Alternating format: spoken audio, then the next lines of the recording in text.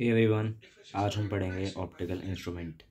Optical instrument में हमारे पास होता है एक माइक्रोस्कोप। उसके भी कुछ टाइप्स होते हैं, जैसे कि कुछ होता है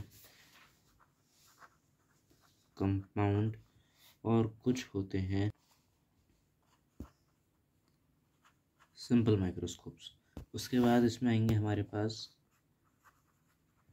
टेलीस्कोप। टेलीस्कोप के भी दो टाइप होते हैं, एक होता है रिफ्लेक्टिंग और एक होता है रिफ्रैक्टिंग टाइप। और जो हमें पढ़ना है ना वो है refracting type. Reflecting type is out of our syllabus. First of all हम देखेंगे माइक्रोस्कोप्स को।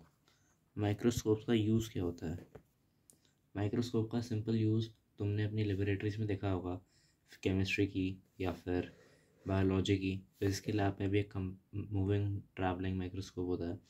इनका काम होता है मैग्नीफाई करना किसी भी ऑब्जेक्ट को, जो कि एकदम पॉइंट साइज होता है, ताकि हमारी जो आई है वो उस पॉइंट साइज ऑब्जेक्ट को लार्ज देख सकें।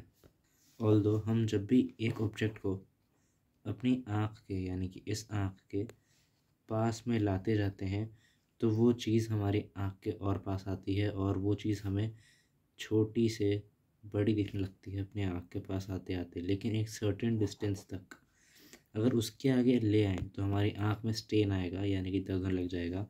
और वो जो डिस्टेंस होता है वो होता है 25 centimetre. And this is D.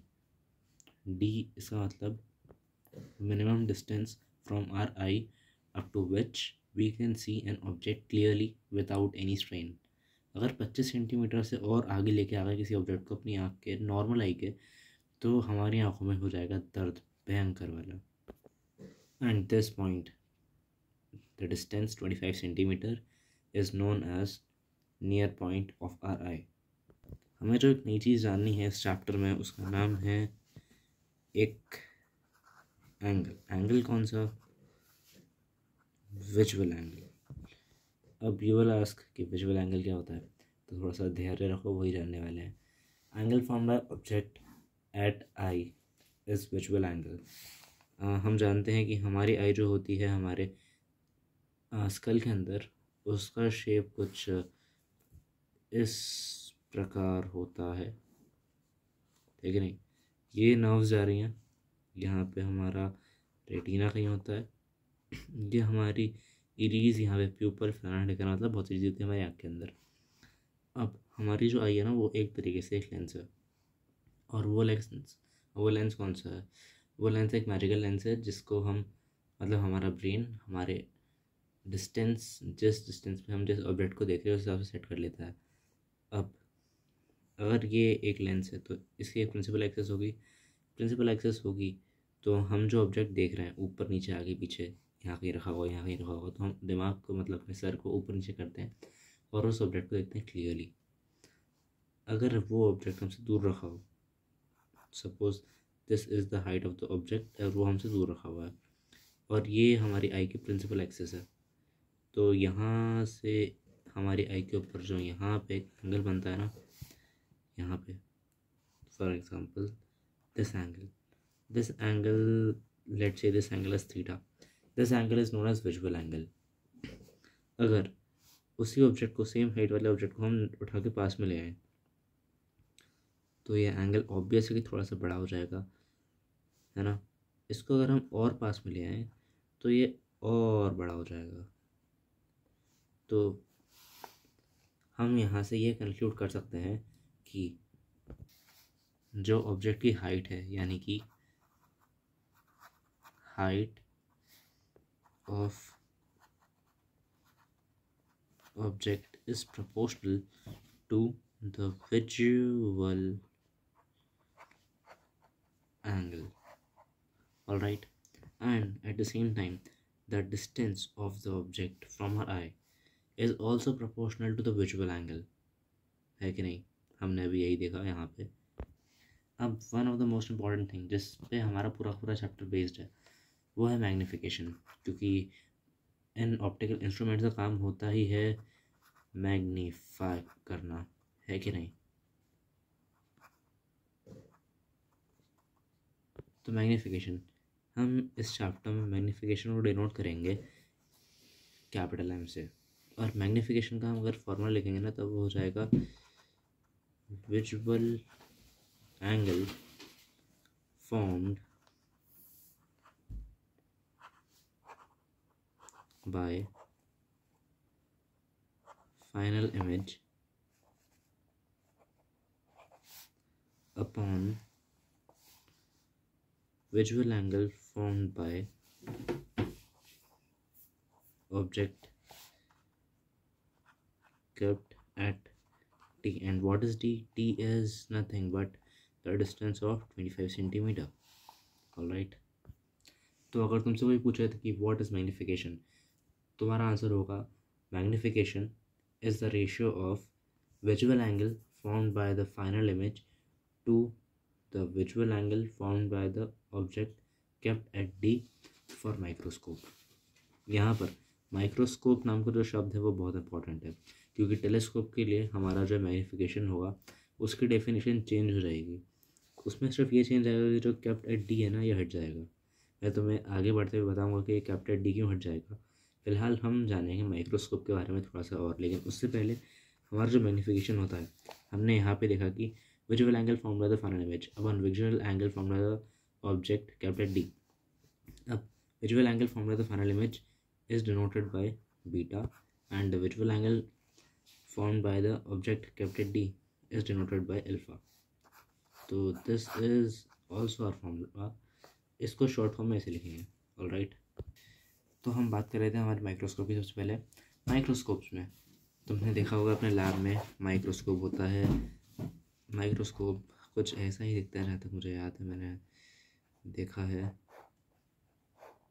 खैर ये ट्रैवलिंग माइक्रोस्कोप है ना, यहाँ पे कुत्ते लगे होते हैं एंड समथिंग लाइक दिस।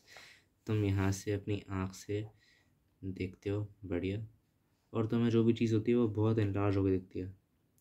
अब जो सिंपल माइक्रोस्कोप है वो इनलार्ज करता है, लेकिन वो जो इनलार्ज करता है वो करता है ओनली एक्सटेंट तक।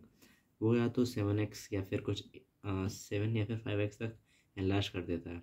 वहीं पे जो कंपाउंड माइक्रोस्कोप होता है वो थोड़ा और स्ट्रॉन्ग होता है, वो उसको इनलार्ज कर देता है कुछ 12 से लेके 15x। और आजकल तो बहुत स्ट्रॉन्ग माइक्रोस्कोप आ गया जो कि 30x तक उसको मैग्नीफाई कर देते हैं, जिस चीज़ को तुम देख रहे हो। And all the microscopes which are very very strong can magnify the object which you are seeing up to 30 and more than 30x. Although one thing which we should know is कि simple microscope में हमेशा एक ही lens use होता है, और वो lens भी सिर्फ और सिर्फ कॉन्वेक्स लेंस होता है। अब कॉन्वेक्स लेंस याद होगा तुम्हें, कॉन्वेक्स लेंस ऐसा कुछ दिखता है ना, और कॉनकेव लेंस ऐसा कुछ दिखता है। कॉन्वेक्स मिरर ऐसा दिखता है जहाँ पे shaded region is this, and convex mirror ऐसा कुछ दिखता है जहाँ पे shaded region is this. Convex को कॉन्वेक्स बोलते हैं क्योंकि वहाँ पे एक वैक्सी सरफेस होता है जो कि बल्ज आउट होता है, और कॉनकेव को क्योंकि वहाँ पर एक केव लाइक सरफेस होता है जो कि ये केव है। ये याद रखने की ट्रिक है, ऐसी कोई जेनेसिस नहीं है इसकी। अभी तुमने देखा होगा जब भी तुम्हारे पास कोई माइक्रोस्कोप होता है तो तुम है ना उसमें जो ऑब्जेक्ट रखा होता है ना उसको तुम बहुत बहुत बहुत पास रखते हो, है ना। 25 सेंटीमीटर का डिस्टेंस का मायने नहीं रखता। तो अभी हम करेंगे इसकी डेरिवेशन किसी करेंगे हम अभी सिंपल माइक्रोस्कोप की, है ना। सिंपल माइक्रोस्कोप में सपोज तुम्हारे पास ये प्रिंसिपल एक्सिस है, एंड सिंपल माइक्रोस्कोप से ज़्यादा कुछ नहीं होता, उसमें होता है तो सिर्फ एक छोटा सा इतना प्यारा सा लेंस, है कि नहीं। अब तुम्हारा जो ऑब्जेक्ट रखा हुआ है वो तुम्हें ना उस लेंस के focus and centre of curvature बीच में नहीं रखते, तुम रखते हो उसको फोकस और पोल के बीच में, या फिर इसको हम ओस्टे नोट करते हैं, उसका नाम मुझे याद नहीं आ रहा है, ऑल्दो एम के बीच में रखते हो। और यहाँ पर से जो भी इमेज बनती है तुम्हें पता है कि वो इमेज का एक लाइन जाएगी फोकस के ऊपर और एक लाइन पास हो जाएगी इस ऑप्टिकल सेंटर के ऊपर से। अब यहाँ पर तो ये लाइन अलग अलग होती जा रही है, अलग अलग होती जा रही है, तो ये डाइवर्जिंग लाइन्स हो गई, डाइवर्जिंग रेज हो गई। Therefore they will not meet beyond this lens. अगर ऐसा है तो they will meet somewhere before this lens, है कि नहीं? तो somewhere before this lens suppose ये यहाँ पे मीट हो गई, है कि नहीं? अब यहाँ पे मीट हुई तो यहाँ पे हमने बना दी हमारी इमेज, राइट। इस इमेज की हाइट को हमने डिनोट किया एज एच ऑफ आई। इस ऑब्जेक्ट की हाइट को हमने डिनोट किया एज एच ऑफ ओ। अब इसको हम नाम देते हैं, ये हो गया ए बी, ये हो गया ए डैश बी डैश, राइट। उल्टा सीधा नाम देना, मैंने फिलहाल तो उल्टा सीधा नाम दे दिया, लेकिन वो इट्स ओके, उससे कोई फ़र्क नहीं पड़ता, नाम तो वही होगा ना। अभी यहाँ से लेके यहाँ तक की जो डिस्टेंस होती है वो होती है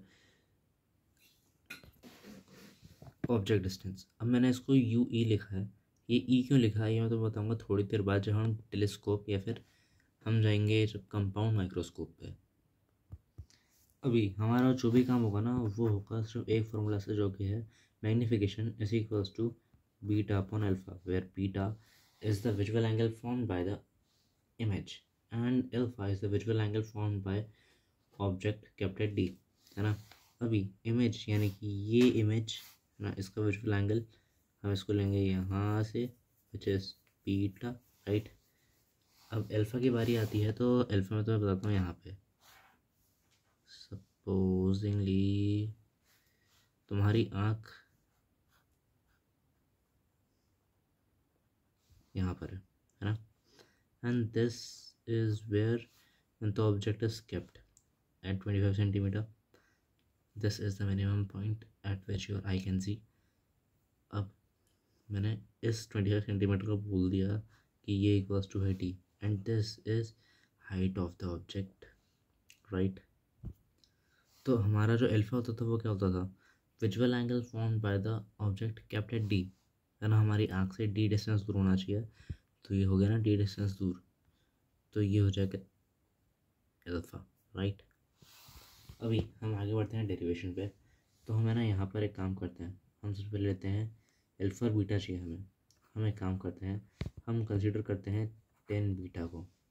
अब ये जो एंगल्स है ना ये बहुत बहुत बहुत छोटे होते हैं, therefore they are paraxial, due to which they will be similar to the angle, that is उनका जो ट्रिग्नोमेट्रिकल फंक्शन होगा ना वो उन एंगल के इक्वल होगा।